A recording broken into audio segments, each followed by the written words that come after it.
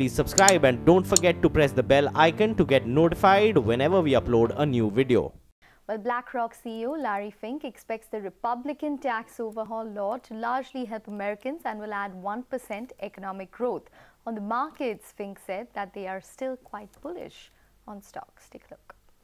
We try to tell everybody is to be mostly in equities. I mean, I've said this repeatedly over years, be 100% in equities, I think I said in 2012. I think people are not good at market timing, let's be clear.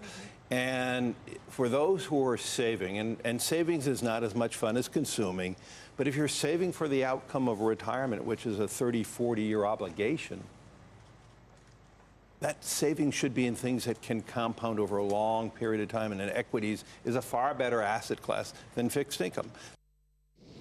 This is a very unusual time. We have a path by the Federal Reserve that is a tightening path. You rarely see fiscal policy stimulus when you have monetary policy tightening. You mean the tax plan that just passed? The tax plan. Right. People will tell me if you could get a tax plan, you could lower corporate tax, you do it any time. So I'm not trying to suggest timing, but it's unfortunate when we're going to have that stimulus, and we believe that the tax bill is going to create at least 1% added stimulus. We're probably a little more 1% GDP growth. Yes, 1% added growth. So we're probably a little more constructive on the composition of the tax cut and what it's going to do to the economy. Well, markets are beginning to price in a more aggressive Federal Reserve for 2018. Now, in exclusive with CNBC's Steve Leisman, Dallas Fed President Robert Kaplan says that there is a chance that unemployment will drop below 4% and overshoot full employment. Here's an exclusive conversation on the impact of the tax plan on the Fed's 2018 outlook, as well as the Fed rate trajectory.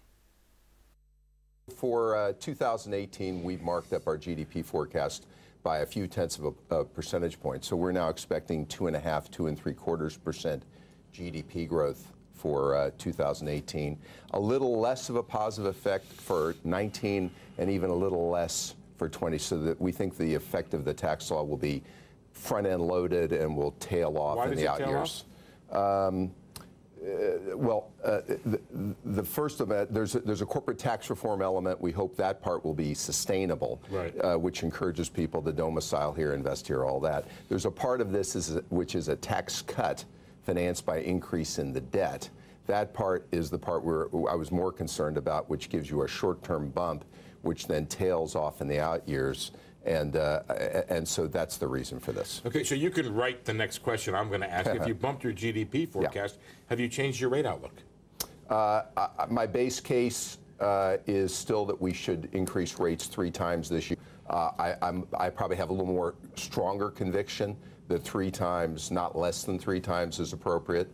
It's possible it could be more than 3 times, but that's still the base case. And I have more conviction that we're going to get down into the 3s in terms of headline unemployment, i.e. we're going to overshoot full employment and have a more tighter job market than even we would have had.